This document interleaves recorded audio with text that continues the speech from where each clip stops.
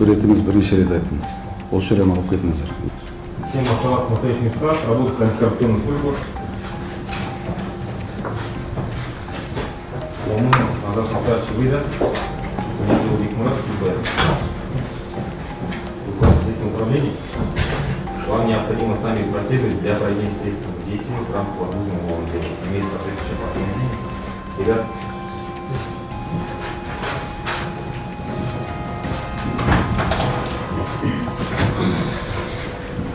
Әріптестер, дұрыс түсініңіздер сіздер. Баса мен уже амалым алмады.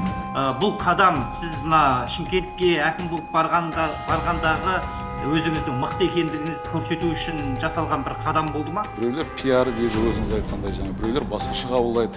Арзан пиар ма, қымбат пиар ма, енді айтып отырмын ғой, әркім өзінің деңгейіне қалдырайын оны. Жүрген жерімде, қай жерде болсам да сыртта барлық көрермендердің ортасына отырамын. Шығындарды өз қалтаңыздан көтердіңіз бе? Сізге нақты жауап керек болса, мен жаңа сіз айтқандай ешқандай шығындарды мен өзіміздің тарапымыздан көтерген жоқпыз. Мешіт біріншіден толығымен өзіңіз айтқан жаңағы кісінің қаражатына салынды. Серік Жолдасбай бізбен тікелей байланыста. Серік мырза. Енді модератор, сіз қорғаштап отырғаныңызды біз анық көріп отырмыз да, спикерді. Спикер облыс білдей бір қаланың әкімі болып отырғаннан кейін, ол кісі кез келген сұраққа жауап бере алады. Отбасындағы әйелмен қарым-қатынас, баласымен қарым-қатынасын сұрап жатқан жоқ. Біз маңызды, жаңа інісін сұраса, мүмкін інісі қандай да бір тендерлерге қатысуы мүмкін, сол бойынша сұрақ қояды. Сондықтан да сіз мүмкіндігінше біздің сөзді бөлмесеңіз, әкім жауап бере алады. Сұрағымыз, өзіміз қатысқан әкімдік аппаратының жиналысында тұрғын үй басқармасының басшысының міндетін атқарушы Азат Момынов ұсталғанын баршамыз әлеуметтік желіден көрдік. Тамыз айының аяғында аталған азамат 9 жылға сотталыпты. Жалпы жиналыс үстінде азаматтың ұсталғанын көпшілік қауым қолдап, осылай жасау керек деп қолдағандар болды. Әйтсе де бұның теріс әсері бар екендігін айтқан азаматтар да болды. Жалпы бұл қадам сіз мына Шымкентке әкім болып барғандағы өзіңіздің мықты екендігіңізді көрсету үшін жасалған бір қадам болды ма? Сұрағыңызға рахмет. Енді сіз мықтылықты сонымен бағалайтын болсаңыз, енді әркім өзінің деңгейіне қарай түсіне берер, ол істеген нәрсені. Біреулер пиар дейді, өзіңіз айтқандай, жаңа біреулер басқаша қабылдайды. Оның өзінің деңгейлеріне қалдырайық, әр журналистикалық деңгейіне. Бұл жерде нақты мәселе бойынша сіз өзіңіз біліп отырсыз, бәрін соттың шешімі шықты, қылмыс жасалғаны анықталды, тиісті жазасын алды біздің қызметкер. Яғни арзан пиар емес. Қалай? Арзан пиар емес қой. Арзан пиар ма, қымбат пиар ма, енді айтып отырмын ғой, әркім өзінің деңгейіне қалдырайын оны. Келесі сұрағыңыз. Екінші сұрақ. Сіз мына бүгін орталық коммуникациялар қызметіне енді әкім ретінде бірінші рет қатысып отырсыз. Екінші рет қатысып отыр. Екінші рет. Алдыңғы жылы желтоқсан айында баспасөз мәслихаты болды Астана қаласында. Кешірім өтінем. Бір қызығы, бірақ сұрақ қоятын журналистердің арасында өзі жергілікті бұқаралық ақпарат құралдары, 10 шақты бұқаралық ақпарат құралдары бар екен. Әдетте әкімдер өткір сұрақтардан жалтарып, алдын ала дайындалған сұрақтарды өзіне қойдыруға тырысып жатады. Сіз жалпы өзіңізді ашық әкім ретінде көрсетіп жүрсіз. Осы бір сіздің ашық әкім образыңызға осы бір көйлекке түсірмей ма? Мен қалай бармын, солай өзім ұстаймын. Қандай образда қолданбаймын, ешқандай образда кірмеймін, біріншіден. Екіншіден, сіз қазір сұрақ қойып отырсыз, алдын ала келістіңіз ба сұрақпен? Сондай, солай жағдай бізде. Рахмет. Рахмет. Серік мырза, бұл жерде айтып өтсем. Мен сұраққа толық жауап алмадым, өкінішке қарай. Ордабасы футбол клубының ойынына барып, жанкүйерлердің ортасында отыратыныңыз, әлеуметтік желіде жалпы көпшіліктің қолдауына ие болған белгілі. Үшінші сұрағыңыз ғой. Иә, бұл келесі сұрақ өткен жауапты кішкене қысқа беріп жатыр. Ордабасы клубы жеңіліп қалғанда сіздің әкеңіз футболшыларға барып ұрсыпты деген бір ақпарат шыққан болатын, өзіңізде оқыған шығарсыз. Жалпы баласы әкім болған соң осылай бір әрекет жасап отыр деп жасап отыр ма? Жалпы осы нәрсеге сіз бұл тақырыпқа сай емес. Біріншіден, екіншіден орталық коммуникациялар қызметі тарапынан жауап берсем сізге. Біз көшпелі баспасөз маслихаттарды тізбегін бір рет жылына өткіземіз. Ол жергілікті журналистермен, әріптестерімізбен қарым қатынасты нығайту, жұмыс істеу үшін. Олар да сіздер сияқты журналист. Олар да сұрақ қоя алады, біздің шараларға қатыса алады. Біздерде 100-ден астам бұқаралық ақпарат құралдары тіркелген, 1000-нан астам журналист бар. Барлығымен танысу. Мен бәрібір жауапсыз қалмасын. Жақсы жауап беріңіз. Бауырымыздың көңілі қалып кетпесін, сол жауап бере салайын. Жаңа нақты сұрағына. Біріншіден, менің әкем, мен осы қалада туып өскем, Шымкентте 17 жасымда оқуға кетіп, ары қарай басқа мемлекеттерде оқыдым, басқа мемлекеттерде жұмыс жасадым, Астанада жұмыс жасадым. Менің әкем 1960 жылдардан бері осы Шымкент командасының жанкүйері негізі.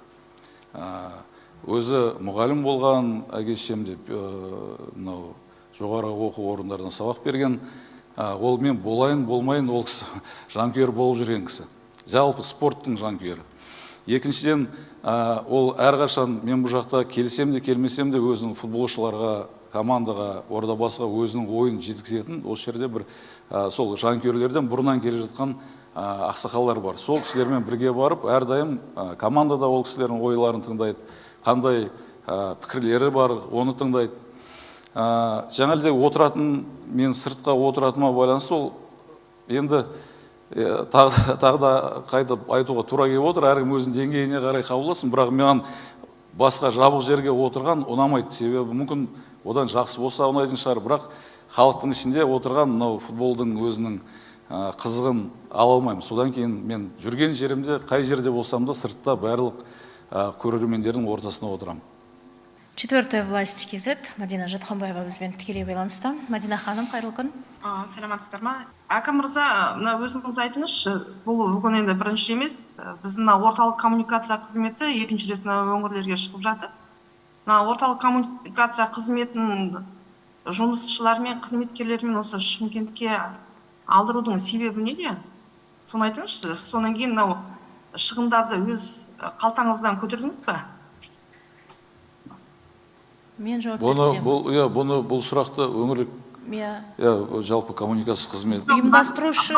Мен бұл нақты сұрақ қойып тұрмын әкімге. Әкім өз қалтасынан көтерді ме? Мадина ханым, ұйымдастырушы біз. Сіз жергілікті журналист, жергілікті әріптестеріңізбен сөйлессеңіз, оларға да бұндай шара керек екендігін білесіз. Сөйлесіп көріңіз әріптестеріңізбен. Ұйымдастырушы біз болғандықтан... Сізге нақты жауап керек болса, мен жаңа сіз айтқандай, ешқандай шығындарды мен өзіміздің тарапымыздан көтерген жоқпыз. Оны қарап, егер көре алатын болсаңыз, тексерсеңіз де болады. Ешқандай шығындар көтерілген жоқ біздің тарапымыздан. Енді бұл бюджеттің қаражаты ғой. Бұл енді орталық коммуникация қызметі деген сіздер күнде келіп жатқан жоқсыздар Астанаға. Бір рет келетін шығындарды өздеріңіз 100 000 теңге кететін шығар. Енді мына команданы бері қарай Шымкентке алдыру деген бұл шығындар миллионнан астам шығын кетеді. Мадина ханым, бұл сұраққа біздер мен тағы да айтып өтейінші, бұл шараның ұйымдастырушысы екінші өңір қайталанып отыр. Сол себептен болашақтағы әкімдердің бәрі орталық коммуникация не үшін құрылды? Орталықта бұның бәрі өткізу үшін құрылды. Сол себептен келесі жолы өңірдің әкімдері орталық коммуникацияда өткізсін деген біз өзіміздің сіздерге қойылып отырған сұрағымыз. Жақсы, екінші сұрағыңызды басшылыққа жеткізетін боламыз. Мынау екінші сұрағым, жаңа әріптестеріміз экология мәселесі бойынша осы Шымкенттің проблемаларын көтеріп жатыр ғой. Осы жақында да Шәріпқұлы Ерімбетов деген осы Шымкенттің тұрғыны мынау санитарлық нормалар мен экология нормаларының сақталмай отырғанын айтып отыр. Мынау Шымкент НПЗ, Қытай мұнай компаниясы, Петроказахстан, фирмадан тағы да басқа кәсіпорындарды айтып сіздерге арыз шағымдарын түсірген екен. Бірақ Шымкент қалалық әкімдігі жай қарамай біздің шағымызды тыңдамай отыр дейді. Соның себебін айтасыз ба? Жақсы, бұл жоғын себебін емес, мен сізге жалпы ол ақпараттың жалған екенін айтайын. Ол кісі жазған шығар, бізге көп арыз шағым түсіріп жатады. Біз бәрін қараймыз, оған сіз сенімді болыңыз. Бұның ол кісінің шағым айтқан мәселелері бойынша жаңа айтып отырмын, арнайы жұмыс тобы құрылған. Әр кезең-кезеңмен біз үлкен ірі жаңа кәсіпорындарды тексеріп отырамыз. Осы тексерудің қорытындысы бойынша біз 2 компанияға қазір үлкен көлемде айыппұл салып, олардың жұмысын толықтай жаңағы талапқа сай келтіргенше біз жұмысын тоқтаттық қазіргі таңда. Бұл жұмыс өзінің жалғасын табатын болады. 4-я власть, Жания Уранкаева. Ну, у меня первый организационный, наверное, вопрос вне регламента, Маржан. Хорошо. Уточните, пожалуйста, во сколько казахстанским налогоплательщикам обошлась пресс-конференция Акима Шымкента вот с вывозом целой команды службы центральных коммуникаций, оборудованием, вашим размещением? Ну, на этот вопрос, наверное, должна ответить организация службы центральных коммуникаций, потому что мы организаторы данной выездной пресс-конференции. Я на казахском говорила, Женя, я прошу не перебивать. У нас аккредитованы, я хочу отметить, у нас аккредитованы более 100 СМИ. Более 1000 журналистов. Ваши коллеги также хотят такого рода мероприятия. Они также имеют право участвовать на таких мероприятиях и задавать вопросы. Вы можете спросить у своего любого коллеги из области, и вам это подтвердят. А касательно организации, это ответит служба центральных коммуникаций позже, так как это вне пресс-конференции. По теме есть у вас вопрос? Спасибо. По цифре, да. Спасибо. Вопросы к Акиму. Габит Абдимажитович, скажите, пожалуйста, вот вы ранее комментировали, хотелось бы уточнить несколько моментов с громким задержанием Азата Мумынова. Вот чиновника приговорили, как известно, к 8 годам, однако вот вы, как непосредственно его руководитель, почему-то никакой ответственности не понесли. Почему? Да, вот как вы сами уже озвучили, я ранее уже дал ответ. Судебное решение было, согласно которому человек отбывает наказание. Первое. Второе. Он исполнял обязанности начальника управления, и непосредственно курирующий мой заместитель написал на мое имя соответствующее заявление об отставке. И так как я принял решение, то есть не принял его отставку, то есть все процедуры были соблюдены. Нет, ну не процедура. У нас вот почему-то норма о том, что если чиновник получил судебное конкретное решение, и по нему он приговорен к ответственности, то непосредственно его руководитель должен нести также персональную ответственность. Но почему-то еще ни один аким у нас никогда персональной ответственности не несет, хотя огромное количество в акиматах чиновников было посажено в тюрьму. Ну, если вы конкретно против какого-то акима или против меня, напишите все, в чем вы против, я вам отвечу письменно. Первое. Я не против. Второе. Непосредственно, Женя, не перебивайте, непосредственно пожалуйста. его начальником, куратором является мой заместитель, который, согласно процедуре, написал на мое имя обращение об отставке в связи с тем, что данный человек под его кураторством был осужден. Но я принял решение, учитывая факты, что он никакого отношения не имеет к данному делу, я принял решение его оставить. И он продолжает также работать и помогать развитию города.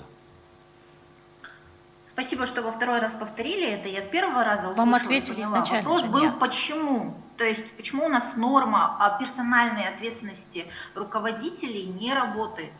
Ну, это работает. Я вам еще раз повторяю. Работает. По этой норме он написал заявление, я не принял. Это же понятно, я несколько раз повторил. Но никто же, получается, ответственности не понес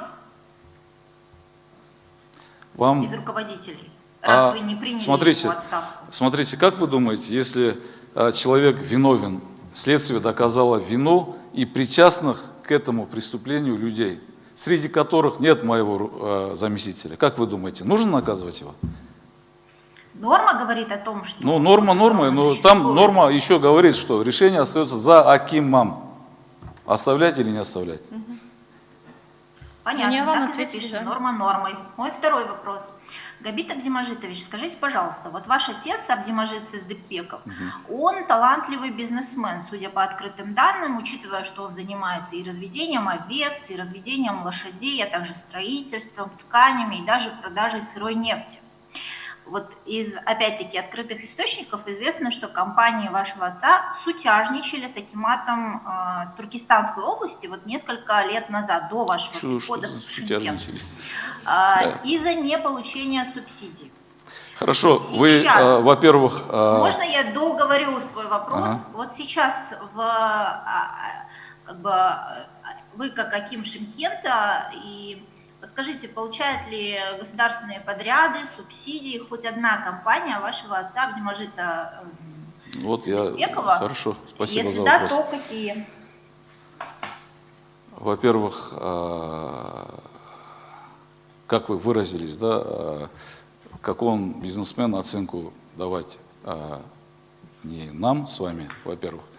Во-вторых, человек работает с 90-х годов. Я повторюсь еще раз, мои родители были преподаватели в вузах, здесь в Шымкенте преподавали. И в 90-х отец занялся бизнесом. У него бизнес вообще абсолютно не связан с государством. Несколько направлений есть, в том числе, как вы сказали, животноводство находится на территории Туркестанской области.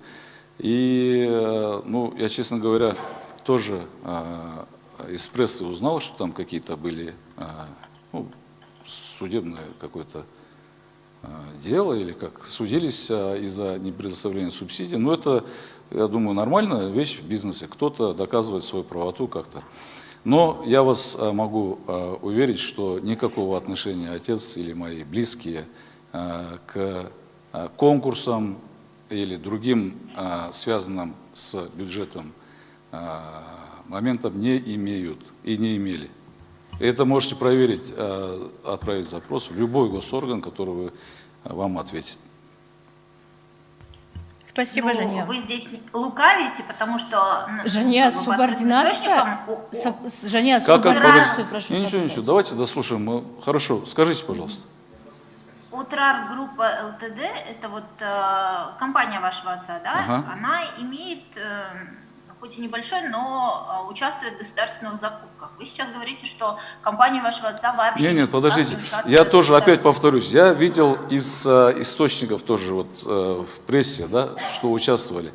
Я не могу утверждать, что было раньше, но я в данный момент знаю, что они не участвуют ни в каких процедурных таких конкурсах, моментах. Хакмедия, Қожахмет Кенесбеков. Қожахмет, қайырлы күн. Әкім мырза, сізге сауалым, біздің білуімізше сіз Шымкент қаласындағы Сейітжан Қари Ешжанұлы мешітінің ашылу салтанатына қатыстыңыз. Бізге белгілі болғандай, бұған дейінгі ислам бағытындағы діни бірлестіктер ашылған жағдайда біркелкілік үшін Қазақстан мұсылмандары діни басқармасына тіркелетіндігі бізге мәлім. Бүгінгі таңда жаңағы аталған діни бірлестік Қазақстан мұсылмандар діни басқармасына тіркелген бе, немесе жеке тұлғаның атында ма? Я сұрағыңызға рахмет. Бірден бұл мешіт біте салысымен осы мәселе көтерілді. Мешіт біріншіден толығымен өзіңіз айтқан жаңағы кісінің қаражатына салынды, толықтай. Біте салысымен ресми ашылу жаңағы рәсімінен бұрын мешіт Қазақстан мұсылмандары діни басқармасының осы Шымкент қаласы бойынша өкілдігіне тіркеліп, бүкіл құжаттары жасақталды. Одан кейін барып ресми ашылу салтына рәсімі өткен болатын. Яғни түсінгенімдей, бүгінгі таңда мешітке тиесілі 12 гектар жер бүгінгі таңда Қазақстан мұсылмандары діни басқармасына тіркелген. Яғни МДБ-ның атында ғой, Мешітке тиесілі жер, мешіт тұрған аумақ, мешіттің тұрған орны Қазақстан жаңағы діни мұсылмандары діни басқармасына тиесілі. Келесі сұрағыңыз. Бүгінгі таңда Шымкент қаласының тұрғындары автогаз және елді мекендерде қолданатын тұрғындардың баллон газ мәселесіне қатысты көптеген сауалдар редакциямызға жолдаған екен. Енді өзіңіз білесіз, Шымкент қаласында автогазға байланысты көптеген кезек күту немесе болмау сынды жаңағы талонмен ғана қабылдау сынды дүниелер орын алды. Ал енді елді мекендердегі азаматтар, көгілдір отын жетіспейтін елді мекендегі азаматтар бүгінгі таңда баллон газды пайдалануға мәжбүр. Алайда қолданыстағы заңдылықтарға, талаптарға сәйкес ол азаматтар жанармай бекеттерінде ешқандай да заправкілей алмай отыр. аталған мәселені қалай шешіп отырсыздар? Қараңыз, мен жаңа айтып өттім. Елді мекеннің, әр елді мекенді кезең-кезеңмен газдандыру жоспарға сай жүзеге асырылып отыр.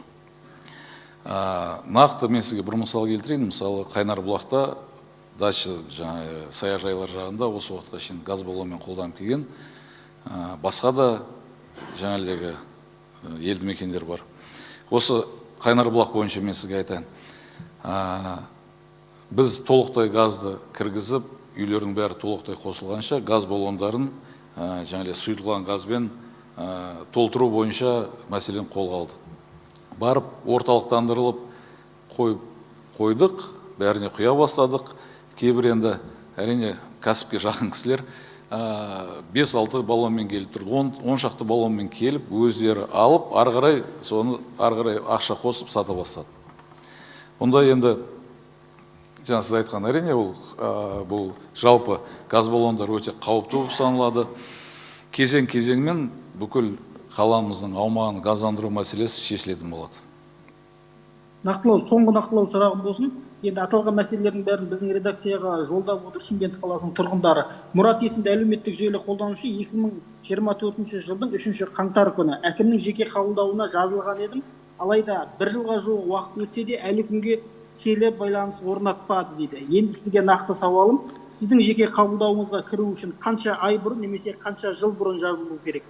Сұрағыңызға рахмет. Мұрат деген кісінің фамилиясын айтыңызшы, мен сізге айтамын ол кісі туралы. Сізбен міндетті түрде кері байланыс, баспасөз қызметімен кері байланыс орнатамыз, толықтырып беретін боламыз ақпаратты. Жоқ, онда сол кезде кері байланыс жауапты да сол кезде аласыз. Былай негізі менің жылдар емес, мен келгеніме 1 жыл болды.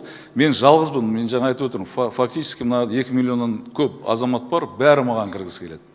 Басқа ешкімге кірмей, тек қана әкімге кіреміз дейді. Маған мен айтам, кірудің қажеті жоқ. Мен өзім барып қалада жүріп, көшпелі кездесулер ұйымдастырып жатырмын. Әр районда. Мынау 2-3 елді мекеннің ортасын таңдап алып, сол жерге шақырамыз. Әр уақытта бір арнайы өзінің кезең-кезеңмен кездесіп тұрам. Біріншіден, екіншіден, жазылған кісілердің бәрі түрлі себептермен 1 рет емес 10 рет кіретіндері бар. Сондай кісілер кіремайды.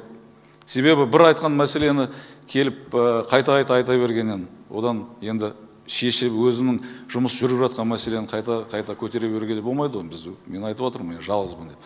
Мұрат деген кісі, егер сол кісі болса, ол кісі менің әріптестерім көрсетіп тұрады, көптеген осындай жалобалар жазып отырады.